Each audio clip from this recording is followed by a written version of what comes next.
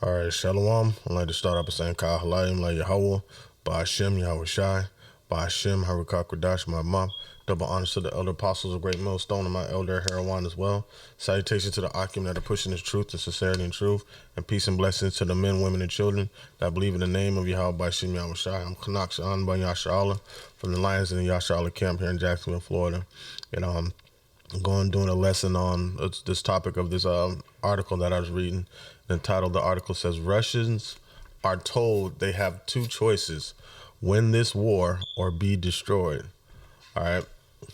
And so basically the article is going into what the second phase of Vladimir Putin's plan is, and that second phase is is directed towards America, and we know America is going to be taken down by Russia. The bear.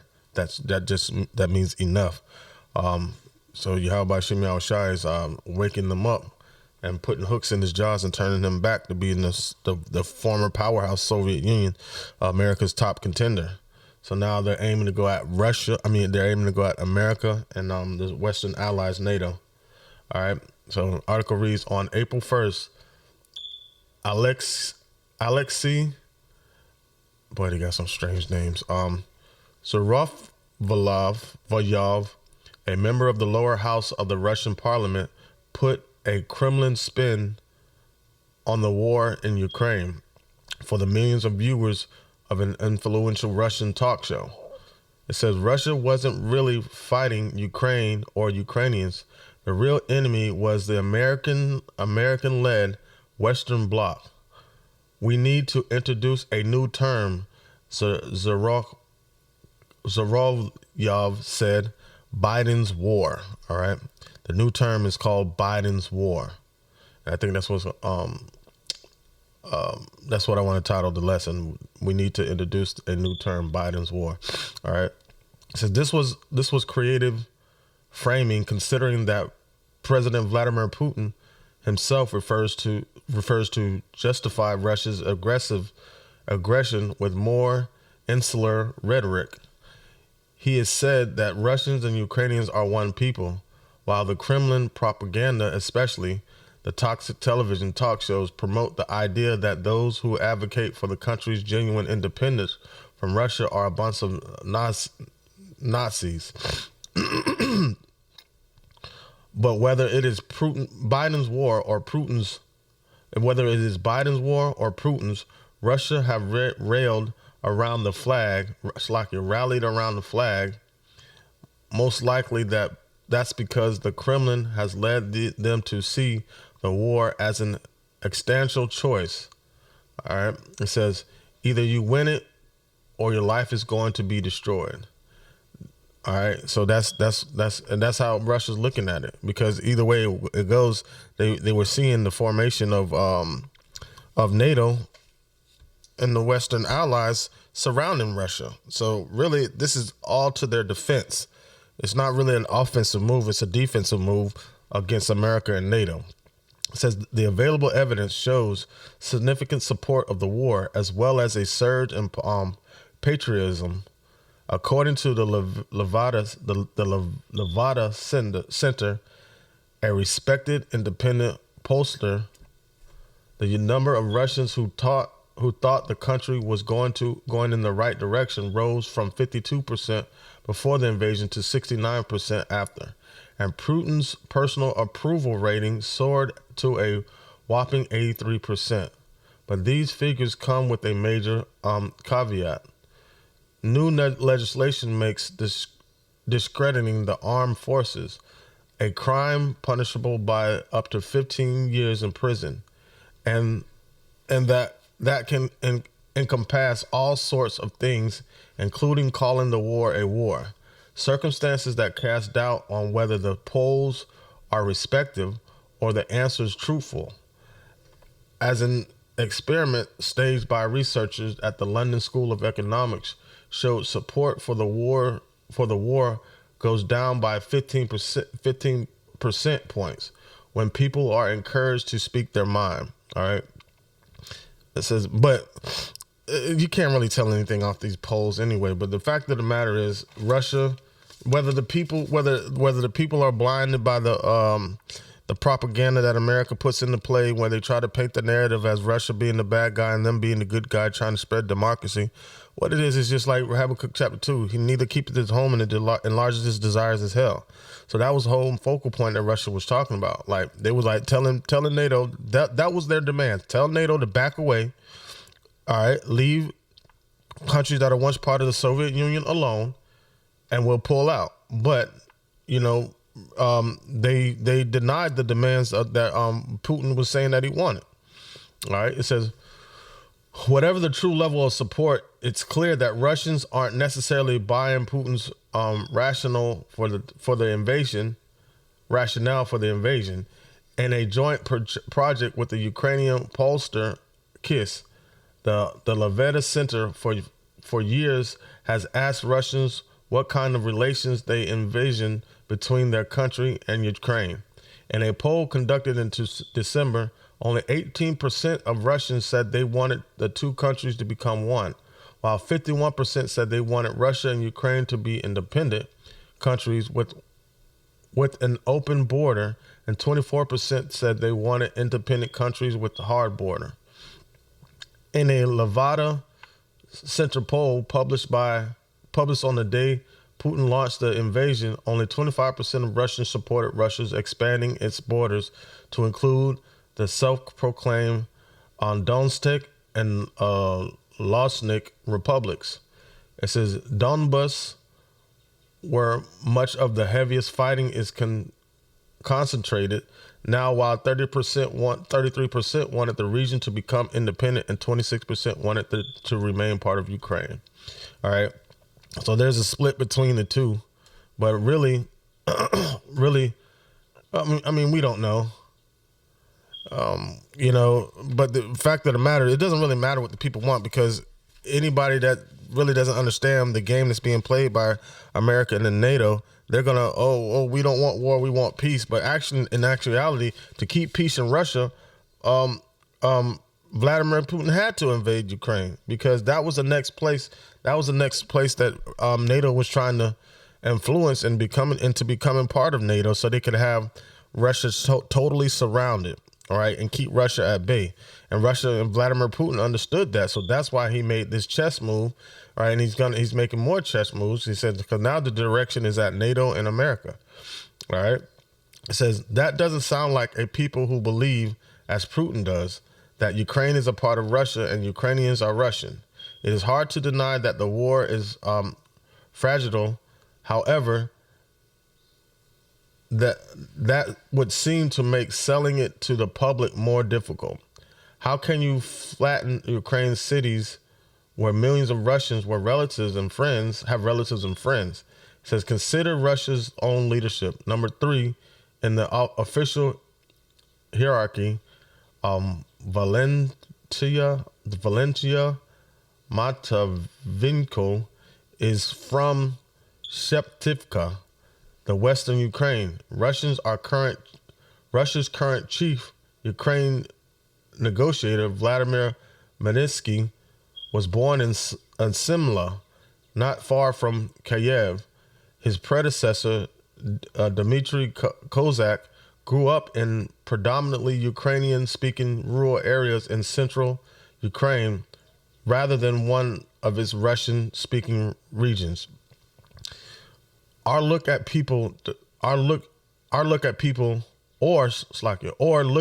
directly involved in Russian aggression against Ukraine. Dmitry Sablin, like Zeruklavov, a member of the Duma, is a native of Mariupol, a large city now particularly raised by the Russian army. It says Sablin is responsible for the Russian parliament relation with Donetsk, a general to whom Putin awarded a medal for the return of Crimea, is also the father-in-law of Pavlo Kyemkin, who headed Ukraine's foreign ministry for 5 years after Russia's first attack in 2014. All right, so, but to Putin's defense, it seems like they are all the same people. They're all Edomites. Caucasians. But this, it kind of goes into Putin's defense, saying that we're the same people, but the America is kind of, and NATO is trying to cause division, just like they did with North Korea and South Korea. Now you got the two same people fighting against each other, and they're the same people, you know. So after the war, Russia took North Korea, and America took South Korea. It's the same thing with Taiwan and China. You know, those are all the same people, but the influence of the Western allies have caused division within those countries, man, and they're fighting amongst themselves and not realizing who the bad guy or who the enemy is, being America. That's causing division in all these countries to promote their free will or what they will call democracy, but it's really demonocracy. They want to have control over everything that goes on in the whole world, world dominance, starting using America as being the hammer of the earth. And everything is run by Europe, central banking system, the upper elite, like the Illuminati, the European Union. They're running everything. They're the one calling the shots, you know? All right. It says the pattern of deeply intertwined relationships extends into border Russian society. Having some kind of connection across the border is the norm, not the exception. So how do Russians justify support of what so far has been a series of crimes against humanity committed against a people who are the transitional relationship equivalent of next of kin? All right. So, you know, when you read these articles, you got to kind of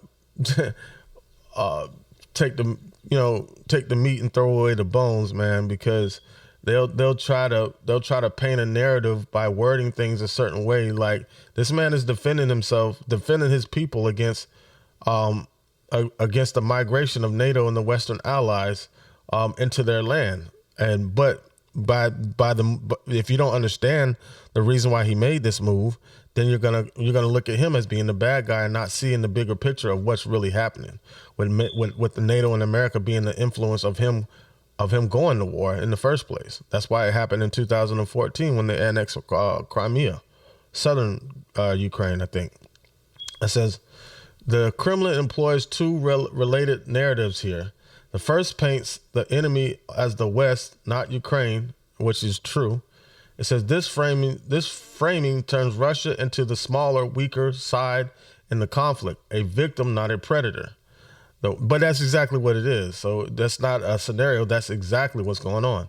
It says the war in this scenario emerges as the climax of an escalation driven by the West as NATO gradually expanded towards Russian borders in the last 3 decades. And that's the whole meat and potatoes of this invasion.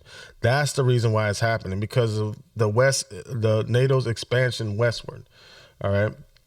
Medinsky, the negotiator, who is better known in Russia as an architect of the historical narratives promoted by Putin's regime, expresses the second framing best. Russia's very existence is at stake now. He said last month, Russia is in this telling is going through a period like the one led to the Bolshevik revolution in 1917, or the one when the Soviet system was falling apart in the early 90s. All right. So that's when the Soviet Union fell because of people like George Soros. All right. All right. Slocky.